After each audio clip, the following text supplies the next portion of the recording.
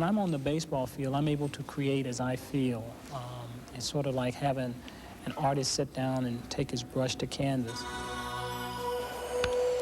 There's a hopper flagged by the Wizard of Oz. Oh, is he something? Oh, he is magnificent. I think the greatest thrill, though, is diving, catching a ball that you shouldn't get to, that a guy thinks is a hit, and you throw him out, and he slams his helmet down, and he starts cursing you. I love that, because I know I got to him. Ground ball toward the hole. Reynolds, a diving stop from his knees to first in time. What a play by Harold Reynolds, saving a run.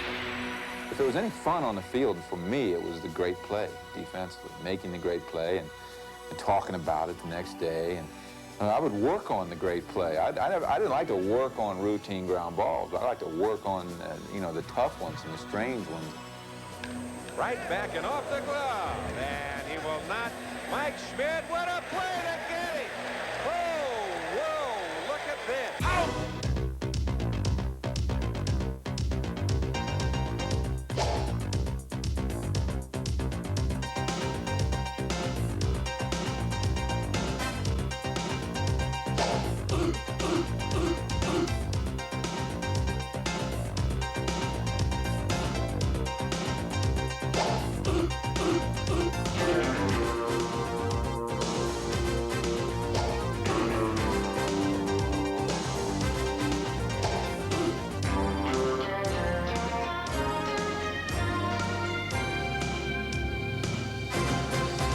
Hello there, everybody. This is Mel Allen. Welcome to This Week in Baseball's Greatest Plays. This Week in Baseball debuted in 1977. It was television's first comprehensive baseball highlight show. And we learned right away that you fans love to see the great plays, so they became a staple of our show. Of course, the bloopers have been a big hit too, but it's the great plays that have provided the biggest thrills, and we'd like to honor the players who made them. One player who frequently occupied our spotlight was Fred Lynn. In this case, he was a victim. But he usually made the show by robbing other players. This catch was our first really great play and helped put Twib on the map, or in the TV guide anyway. In his 16 seasons, Fred wore the uniform of 5 different teams. The only common colors on those uniforms were black and blue. God, no wonder he hit it. The pitch was right down the middle. That's right there, when the ball's right over the top of the fence, that's the toughest part of that play. Really, it's basically a play where you just run back to the ball and you catch it. The fence is there, that's all. I mean, if you have the ability to go back on a ball and know where you are in the field, it's not as difficult as you think it is. It looks pretty impressive. And right there, right now, my arm is getting scraped on the fence. But that's there it is. That toughest part is bringing that ball back and keeping it in your glove. It's famous in the fact that it was done on the game of the week. And a lot of the times that we had games of the week, I was making plays. And it was fortunate for me because I started to get a reputation as a good outfielder by just some of the replays that people saw on TV. Herbie slaps to left center field, and Lynn gets there to make a diving grab. Baseball is made to be played on the grass. You're not going to see this kind of play on turf because, number one, if the guy misses it, it's going to go back to the wall and they can get it inside the park home run. You can't take as many chances of making plays like this on artificial turf. To center field, Lynn coming on. He got it! I like the way it bounced up in the old days. I like that. Yeah, they throw the ball down in disgust. Don't do that again. I want the ball hit to me in a crucial situation. I don't want anybody else to be able to mess up. I want it on my shoulders. What makes this catch really a great catch is that it happened in the middle of a pennant race. We went on to win this game 1-0, and then we shut them out the next game, and we effectively put the Yankees out of the pennant race this day. And fortunately, I work on my gloves a lot of oil, and so I keep them very supple, very soft, so that when the ball goes in there, it doesn't come out. Here's Guerrero drilling one to left. Lynn back at the fence, leaps up and makes an unbelievable catch. How can I justify to my pitcher that I'm not going to die for a ball when it means, you know, his ERA might go up, we might lose the game? The fans come to see me play the way that Fred Lynn knows how to play. They don't want to see me stand out there and let balls drop in. I can't do it. I couldn't do it. So I did get hurt, and looking back on it, I wouldn't have changed it. It's just the way I am, and my mentality says that if somebody hits the ball my way, I'm going to do everything I can to catch it. Notice it's in high in the air to left center, way back. Downing is back there, so is Lynn. It is caught by Lynn. And Downing and Lynn collided at the wall. Downing shaken up, gets to his feet. It's very dramatic. It's fun to watch this one. I enjoy watching that. Look, oh, from that angle, looks like he's going to kill me. Look, oh, he does go over me. Well, there's the end of the wall. Well, I was worried when he was coming that we were going to have like a train wreck out there. And fortunately, I went over him and was able to get the ball and avoid hitting him at the same time. And when I saw the replays, I couldn't believe it. The next day, they had to replace that section of fence because both of us hitting it, Brian's a big guy. We hit the fence, we moved it back about 3 feet. We bent the poles, and that were there in cement. So we could have been killed. I mean, I could have stepped on his head. I mean, it was really ugly watching it. I was more afraid watching it than I was doing it. I'll tell you one thing, watching Fred do it makes me wonder if he knew what he was doing. If I had a crystal ball and I said I could see what was going to happen before it happened, I said, hey, I'm not doing that. Fred Lynn wasn't the only outfielder doing it. Just check these guys out.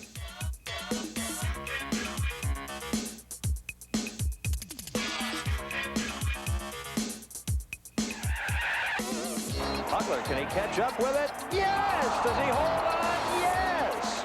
Shallow center, Devereaux, full ball, makes a tremendous catch! To left center field, Calderon! Yes! Hit hard to left field. Venable, he makes the catch.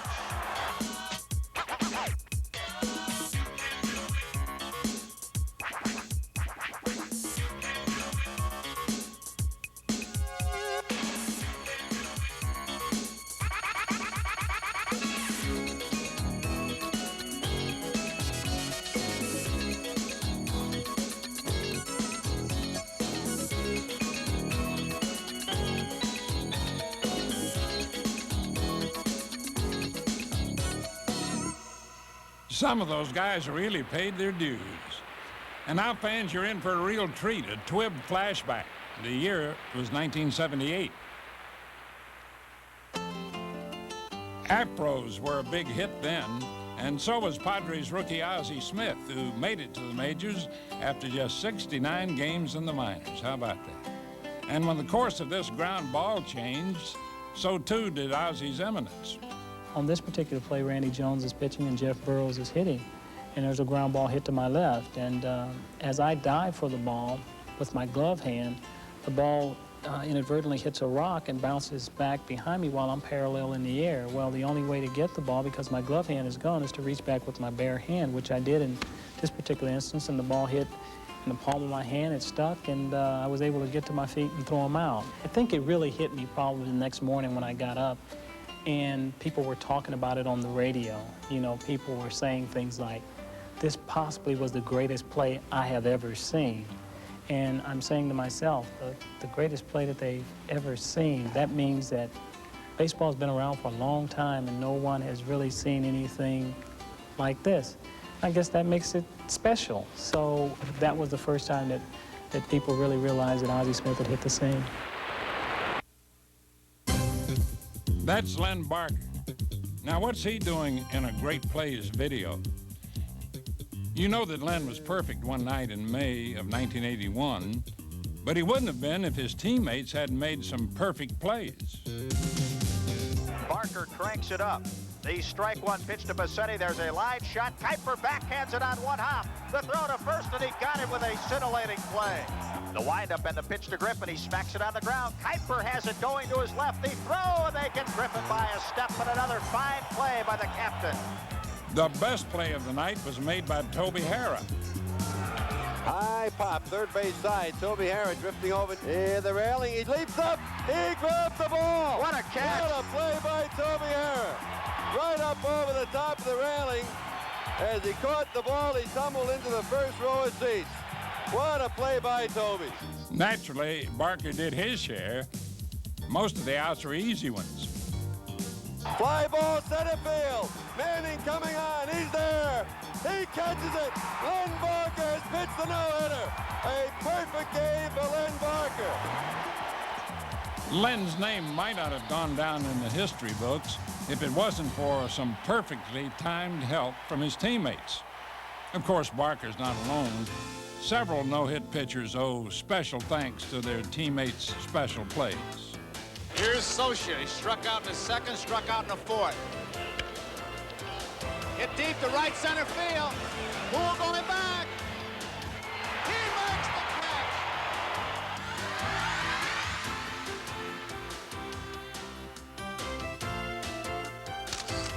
catch. Fastball hit down the right field line. Going into the corner is Kemp. In the corner near the line, leaps up and makes the catch.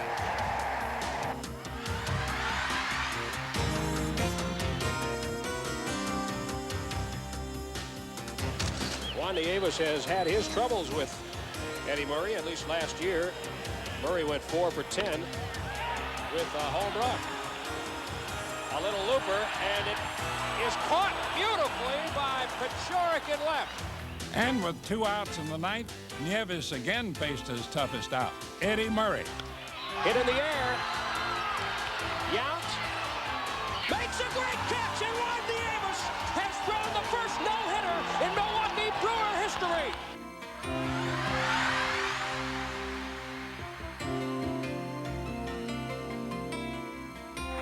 Here's the 1-2 pitch.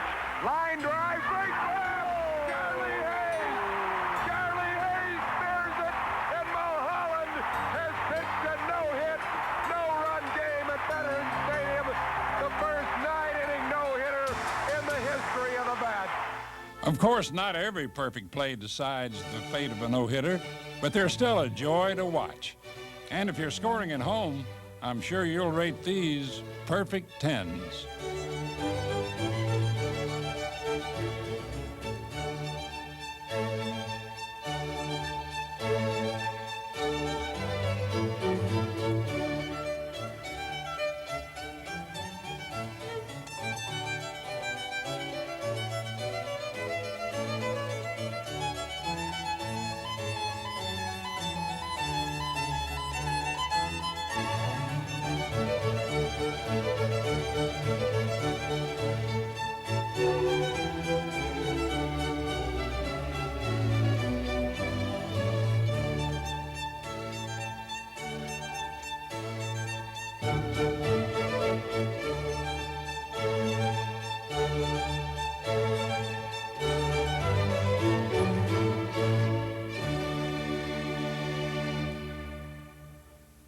This Week in Baseball proudly salutes players' innovations.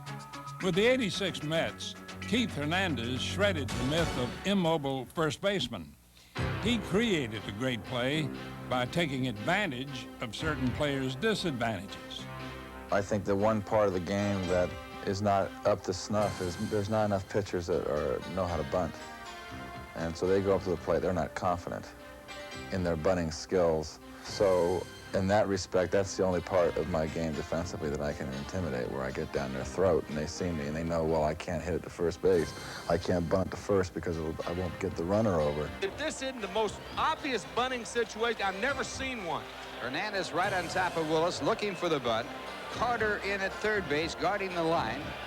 And Hernandez taking even closer. The ball is butted to Hernandez. An easy play at third. They get the force play. Carter's throw to first is in time. A double play.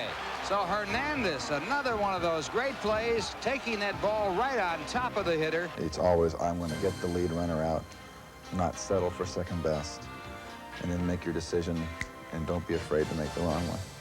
Hernandez sure can do magic with the glove, But he's not baseball's only sleight of hand artist. Watch magician Dave Bergman. First, he makes the ball disappear, and then the base runner. It's the old hidden ball trick. Devious, but effective. It's sort of easy to detect a pitcher's pickoff move. It's the first baseman you have to watch out for. San Francisco's Robbie Thompson thinks he has a stolen base. And he does, plus a little egg on his face. Uh-oh. Have you heard the song, We Won't Get Fooled Again? Ozzie Guillen has it. Look. He thrown to first, getting Guillen back. Guillen's out! He took his hand off the bag as Brock half-faked the throw back to the pitcher. He really didn't think Ozzie was going to move. Poor old Ozzie.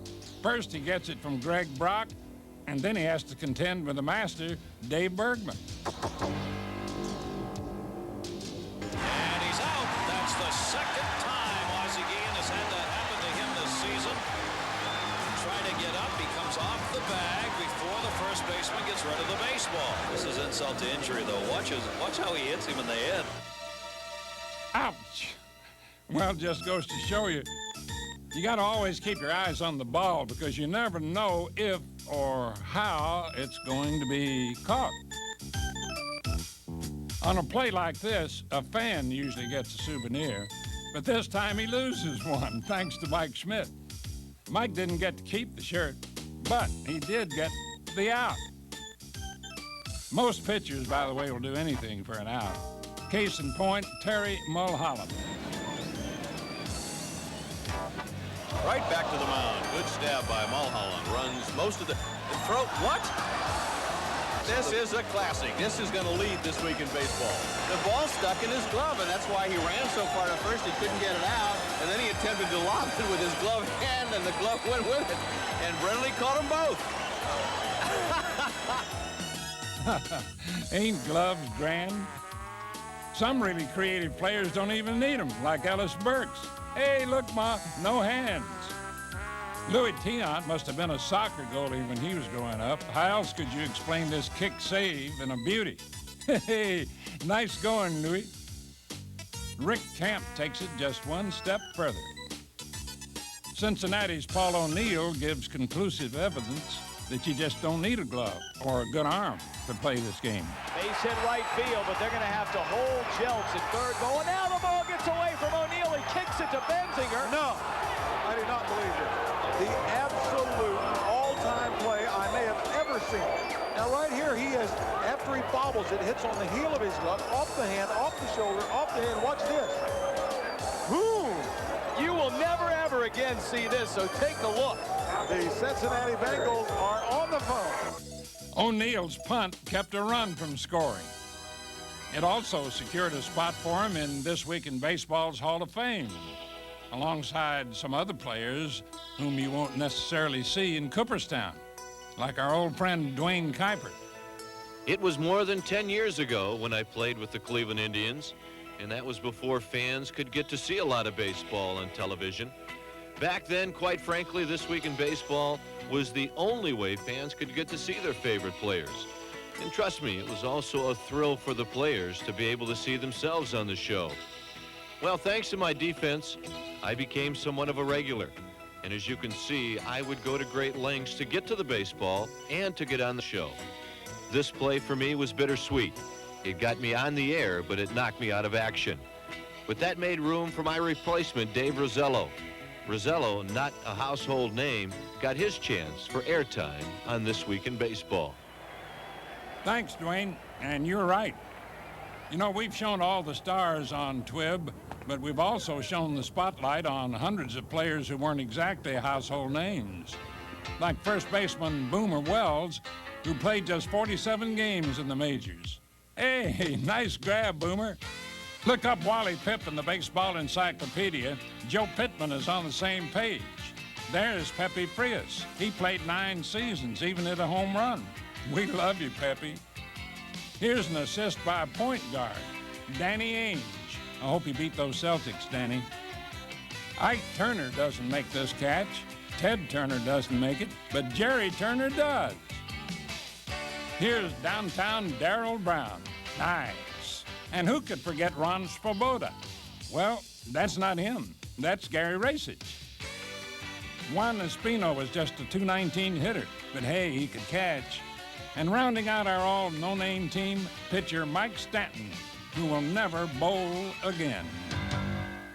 Knocking the 10-pin down isn't as important to Jack Lazorko as, say, making a glove save. Lazorko was the goalie on his high school hockey team. He won just 5 games in the majors, but you know he had one game that earned him a spot in the Twib Hall of Fame. Hit back up the middle. Nice play by Lazorko. Oh, we talked about that earlier. What a cat he is on the mound. And going to try to bunt again. Lazorko, you're not going to get it by him. 2 great plays by Lazorko. Right back at Lazorko. He does it again. Glove save. Boy, he looked like a hockey goalie, didn't he, going down that time? Now he does it again. Again, Jack Lazorko. Well, I'll tell you, don't hit anything up the middle today. A routine day for your average goalie, but for a pitcher, well, it's more like 1 in a million. And now it is a triple play. Oh, brother, you don't see many of those. You don't see many of those is right. Triple plays are about as rare as good airplane food. But you can be sure of this. If there has been a triple play since 1977, it's been highlighted on This Week in Baseball. Bouncer to the right side. Johnny Ray coming in. He looks Carter back to third. Now the throw they got to Strawberry and a run down between second and third. They got the out at first base. Gonzalez chasing Strawberry. They got out number 2. They had a chance for a triple play. Gonzalez to Ortiz. Ortiz chasing Carter back toward third. Ortiz tags up triple play. Go to third, go to second, go to first. All right. Ground ball. 1. In the dirt, nicely pulled up. Oh, they're going to get a triple play. How do you like that? A triple play. Oh, doctor. Gary Gaetti has been involved in 5 triple plays, which is pretty amazing. More amazingly, 2 of them occurred on the same day. And who provided the 6 outs? The Sox. Third base. 1 there, 2 there, and a triple play. They go, and Gaetti has 1. They got 2, and they've got another triple play. Mercy me, Gerald. Mercy me, Mel. Have mercy on the Sox. Now let's move forward by going backwards to another Twib flashback, the year 1985. Buck Martinez shared the catching duties for Toronto in '85, but there was one play that gave him more than his share of action. 3-2 pitch again to Gorman. Swung on. Ground ball to the right side. Base hit out of the right field. Here comes Bradley running third. The throw by Barfield, and it's going to be in time. The collision. Bradley bowls Martinez over. Thomas will wind up on the third base. Rounding third. The throw gets by Orange. Throw to the plate, and it is in time to get Gorman. That is one of the most incredible throws and catches by a catcher I have ever seen. I think that Buck Martinez was semi-comatose, to tell you the truth. I had a ground ball through the hole between first and second base, and Jesse Barfield's got a cannon, and he threw the ball to the dish, and Buck had the ball 15 feet before Phil Bradley, got there. And it was a clean play, and when he hit him, evidently his toe was caught in the toe hole in the batter's box. The ankle gave, snapped, and he went over backwards. It was all reaction after Bradley hit me initially. I saw Gorman running from second to third, and I thought I'd try to throw one down in that direction, but it didn't work out that way. And the next thing I know, I saw George Bell picking up the ball, and I realized he was going to throw it to me, and he made a great throw. It just happened to bounce in my glove. You're looking at the finest catcher ever featured on This Week in Baseball, among the best of all time. Johnny Bench retired in 1983, concluding a brilliant career.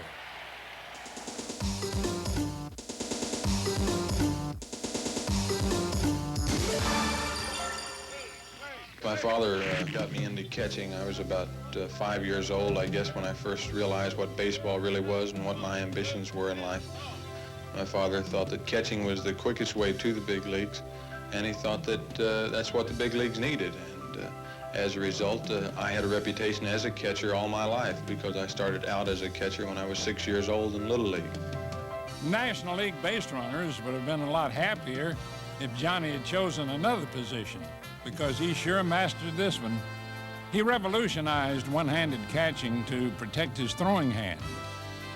Throwing was Bench's forte. He had an arm like a howitzer. See what I mean? I always took care of my arm. In minor leagues, though, I'd love to show it off. I could stay on the home plate and throw it over the left field fence and on a line, and that was just something that I was blessed with. My big hands helped probably in controlling the ball and being able to grab it and get it out of the mitt.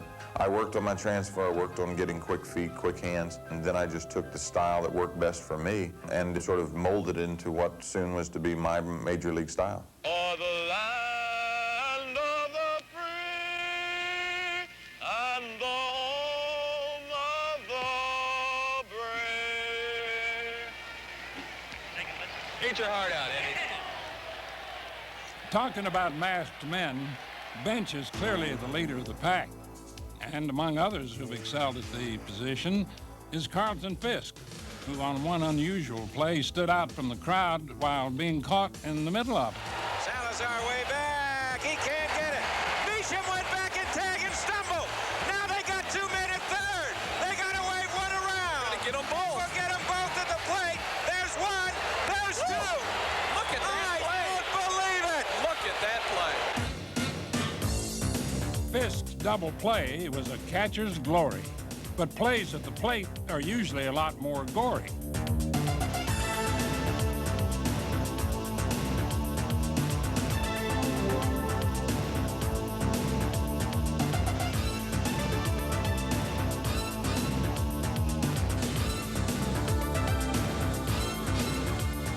Rick Dempsey knows how tough it is defending home plate. He's got memories of a broken thumb to prove it. Ball tapped to the mound. Bale's going to go to the plate. Dempsey puts the tag on Bo Jackson and hangs on. Third down, 6 yards to go. It was like getting hit by a small car. I held him to less yards than the Boz did during the season, but I knew I was in serious trouble when they sent the proctologist in to set my thumb.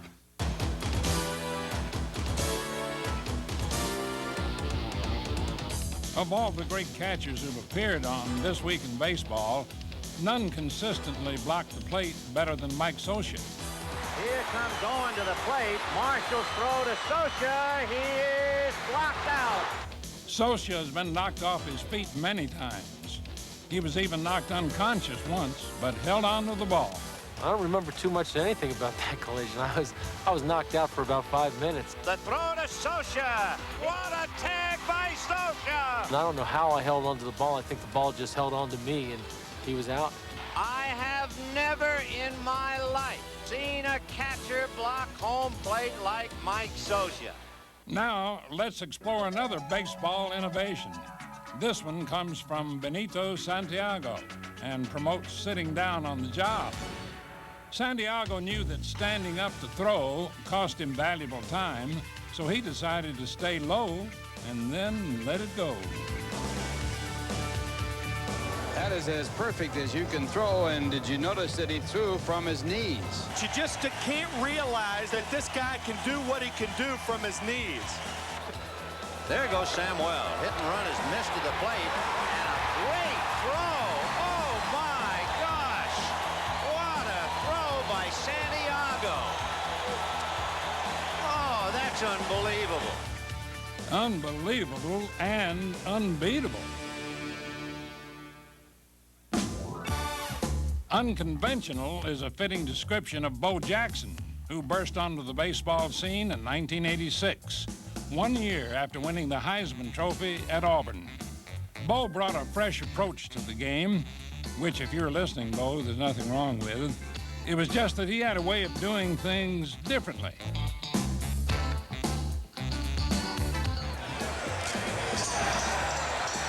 So now he's reading a bubblegum comic. Maybe unconventional isn't the right word. What word would you use, Bo? One word, hustler. Bo Jackson coming on, and he makes a play. Here's a drive into left center field. Jackson on the run. He caught it! Can you believe it? He gives you all he got, and you know he's got a lot to give, so you just have to sit back and just watch Bo just go to work. Jacoby is tagging, and he's going to test Bo's arm. Here's the throw. He got him. Bo on the charge. Bo is there. Yo, mama, run that wall. Bodacious. Bocephus. I'd call him sir. Money. He's God, as far as I'm concerned. Bo Jackson on the run. Makes a diving catch. A tremendous play by Bo Jackson. I've known this guy for 26 years, and nothing he does faze me. Toward the corner in left field, it's going to be up to Bo Jackson to try to stop Reynolds from scoring. He can't do it. Yes, he can. I don't believe it. He made an absolutely perfect throw. It looked like there was no way he was going to get him.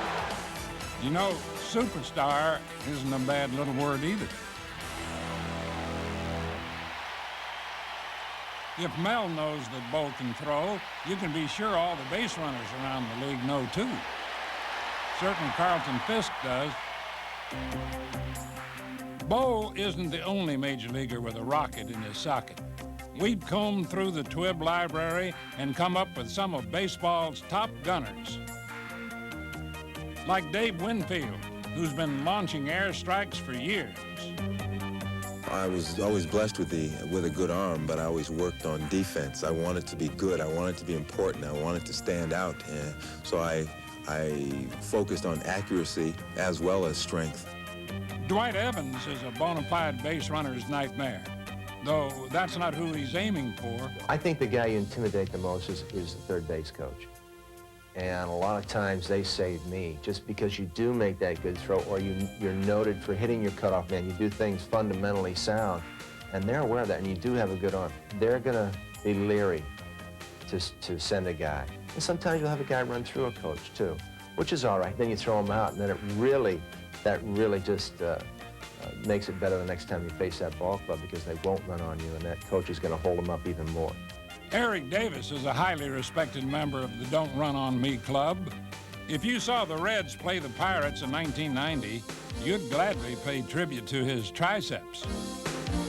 Catch is made. Here comes Bonds. The throw by Davis. Barry is up. That throw he made in the Pittsburgh series with Bobby Bonilla, that may have been the best play I've ever seen. Way back at the track. Hatcher can't get it. Bonilla is going to go for third with one out.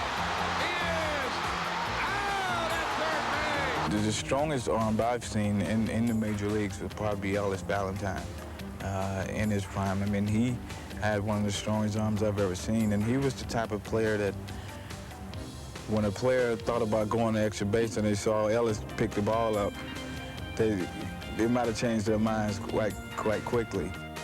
In the '79 All-Star game, Dave Parker's amazing arm went prime time. Pops it up, right side. Parker, Morgan. They lost it. It drops. And it's a two-base hit, and Rice is going to try for three, and he will not make it. Line drive, right field. We may have a play at the plate. Big hop. Here comes Downing. Here's the throw. It is. He knocked him off the plate. What a tag by Carter. I think that's when people really became aware of me having a strong arm, was that throw in the All-Star game. Of course, I'd had like, 21, 22, 23 assists, 25 assists one year. But I think that particular play kind of let the world know that I had a strong arm. I think you'll agree with me on this one. When you see an outfielder make an outstanding throw, it makes you want to say, how about that? Now, let us take a quantum leap backwards. A TWIB flashback. The year was 1981. For this flashback, we travel east, far east. If you want to impress your friends, remember the name Masafune Yamamori. The Japanese left fielder ran up the fence like it had steps on it. Now that's an amazing catch. How about that? 6 years later, Ivan Calderon treated a Detroit audience to almost the same thing. Deep to left. Calderon looking up. Home run. I think he caught it. He got on that fence and caught it. What a play. Is it me, or is Detroit always about 6 years behind Japan? Well, who's that familiar-looking guy hoisting the Yankee 78 World Series flag? I helped raise the flag, but Greg Nettles helped win it with some great plays against the Dodgers. Look at that. That is an amazing glove. Henry's pitch to Smith. Ground ball to third. Nettles dives, backhands it, gets up. Long throw to first. He got it. Here's Henry's 0-1 pitch. Smash to third, backhand by Nettles. Gets up, goes to second, got it. Impossible. Greg Nettles, a line smash that bounced right in front of him, took it back in, turned around, and got the fourth play again. I don't know. Well, I know because I was there. Greg's show was one of the greatest ever seen in a World Series.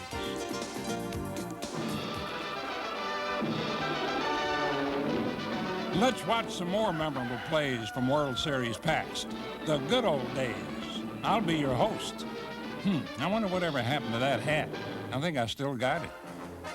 There's Joe Rudy in '72, and that catch came in the 9th inning of Game 2 and helped the A's beat the Reds.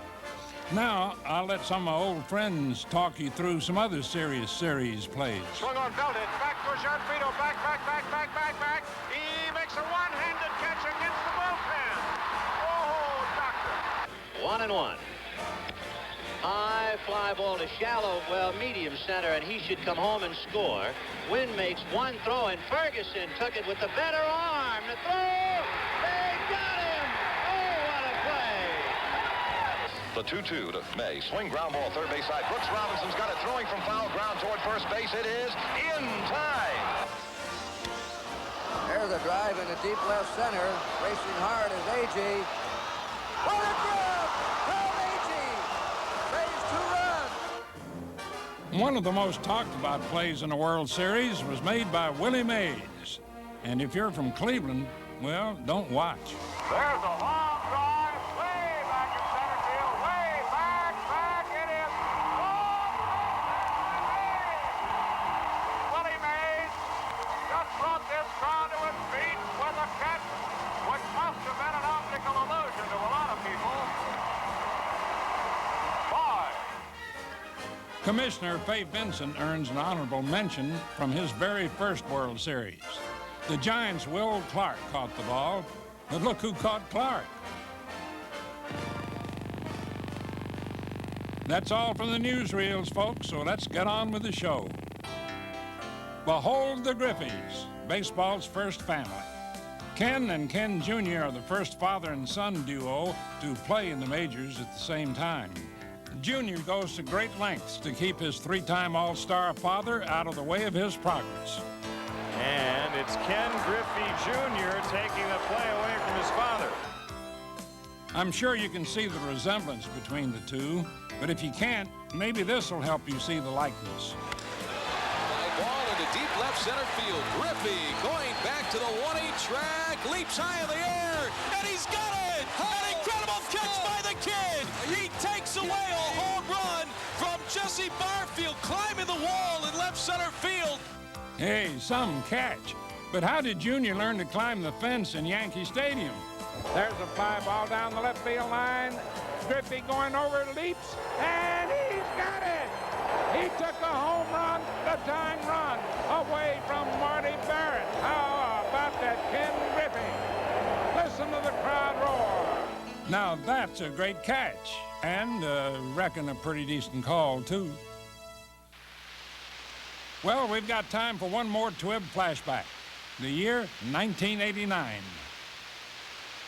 The focus is on the fielder, Kevin Mitchell. The batter is Ozzie Smith. And the play, well, it's unbelievable. And that's sliced to left field, and it's another chance for Mitchell, and he makes a bare-handed catch. In my entire life, I've never seen that happen. Willie Mays, the only other guy I know that's ever done that. Got to be the play of the year. Definitely the play of 1989, and surely one of the greatest plays of all time.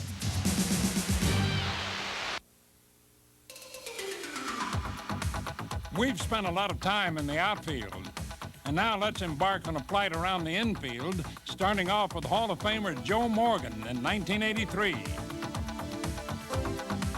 Next up, future Hall of Famer George Brett, 1980. Up the middle, Willie Randolph, 1982. Here's Cal Ripken Jr., 1985. And there's Randolph again, but this time he's robbed by Doug DeCinces, 1987. Pitcher Jeff Ballard knocked down but not out, 1989. Great stop by Terry. On his pins, throws him out. Sharply in toward the hole, Fernandez. The off-balance throw, they got him. Look at Doran. Oh, my. Check out Butch Hobson, vintage 1979, and then 10 years later, Randy Milligan. And that's a shot up the middle. A diving stop by Cruz. Over to Guillen. Double play. Breaking ball. Nice play by Gaetti. Can he get it? Oh, what a play. Wow. To Looper into center. A great catch by Sandberg. And let's hear it for the infielders. One special infielder was missing from that piece. One who ranks as This Week in Baseball's top glove. Playing shortstop, making his 8th consecutive All-Star start from the St. Louis Cardinals, Ozzie Smith. It's funny because no one ever really said to me, you know, you go play shortstop. It's like one of those things that's always been there. Oh, nothing like the spray. When I became a junior in high school, I think is really when baseball became serious for me, and I realized that I had a unique talent. Hands. Gotta be soft. Gotta have soft hands, George. Gotta be soft. To be a good fielder, you have to develop the ability to improvise. Oh, watch it there. It's here somewhere. Can't do it, George. Can't do it, George. Like taking candy from a baby.